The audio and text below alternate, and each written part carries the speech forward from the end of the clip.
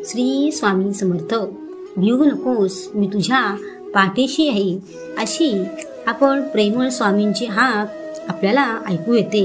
मग आपण इकडे तिकडे पाहतो, कोण आहे ती व्यक्ती? आपल्याला हळूच कळून येते की आपली स्वामी आई आहे.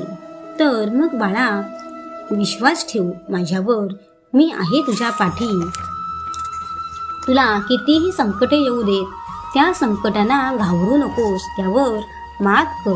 अरे बाळा, आपल्यावर आलेली संकटे चांगलीच असतात, त्यातूनच आपला मार्ग चांगला होतो. पण बाळा, या संकटाला तू घाबरू नकोस, त्या संकटाला मात करण्याचे सामर्थ्य मी तुला दिले आहे. बाळा, तू समजून जा की तुझी स्वामी आई असताना तुझे कोण वाईट करू शकणार नाही, हे माझे सत्य वचन आहे. कधी कधी आपल्याला वाईट लोकांपासून वाईट गोष्टींचा त्रास होतो आणि ती लोक आपल्याला मुद्दाम त्रास देण्याचा प्रयत्न करतात. पण तू त्यांच्याकडे लक्षच देऊ नकोस, कारण त्यांचा पापाचा गळा आता भरलेला आहे, म्हणून ती लोक तुला त्रास देतात. पण बाळा, तुझे चांगलेच होणार आहे, माझ्यावर विश्वास ठेव. जी लोक तुला तुच्छ वाईट बोलतात, तीच लोक तुला शरण येतील आणि नंतर पस्तावतील. त्यांचे हे आता बोलायचे ते दिवस आहेत, कारण त्यांच्याकडे आता पैसा आहे ना, म्हणून ती लोक उड्या मारतात.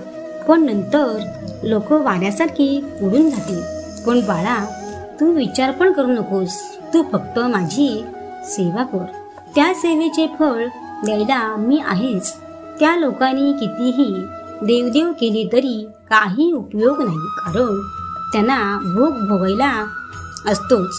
त्यांचे पाप आणखीनच वाढले आहे. कोणाला किती भोगाची शिक्षा द्यायची ते आमच्या हातात असते. पण तू काळजी करू नकोस, तुला कितीही कोणी पण शिव्या देऊ दे, पण शेवटी परिणाम चांगलाच होईल.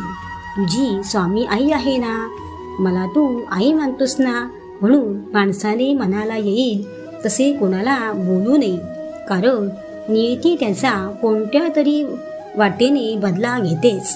बाळा, तुझे कर्म तू चांगले ठेव, तू कोणाकडून लक्ष देऊ नकोस.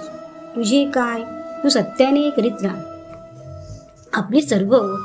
आम्ही सर्व काही जाणतो. कोणाला त्रास देणाऱ्या व्यक्तीला आम्ही कशी शिक्षा करतो ते पण त्याला कळणार नाही. बाळा, माझ्या भक्ताला जो त्रास देतो त्याला आम्ही आयुष्यभर रडवत ठेवतो.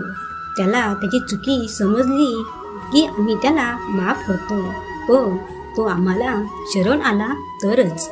स्वामींचे वाक्य लक्षात ठेवा, भिवू नकोस, मी तुझ्या पाठीशी आहे. श्री स्वामी समर्थ.